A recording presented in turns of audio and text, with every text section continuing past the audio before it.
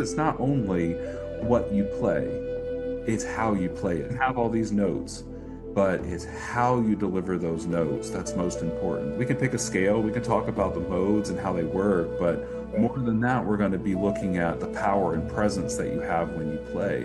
We're going to be looking at the technique that you use or do not use when you play. So that how is a big piece of that puzzle that comes into play.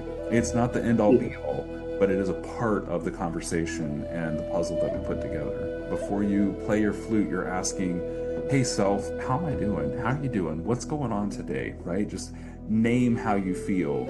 And like Andrew had mentioned, right? If you're going to play for someone who's depressed, you're not going to be like, well, here's the complete opposite of what you need. You're going to kind of, like she said, meet them where they are, meet you where you are, bring you to that place you want to end, and be as a result, right? Choose a flute that you really connect with, because you're going to be able to play that flute like no other flute in your collection.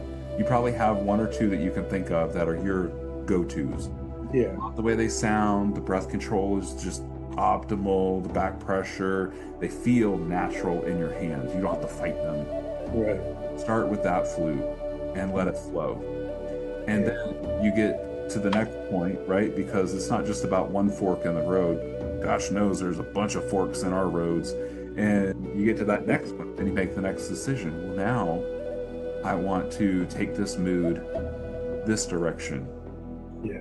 Do I stay with this flute? Do I stay with this mode? Do I stay with these techniques? Do I do something different?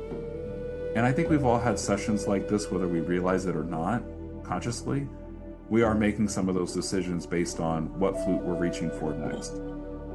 Just being more aware of what is happening and how we do have control over what happens next in our music. And yes, sometimes spirit comes in and just magical thing happens. That's super cool, but it doesn't always happen, and it's unfair to think that it's always going to happen. So help it out.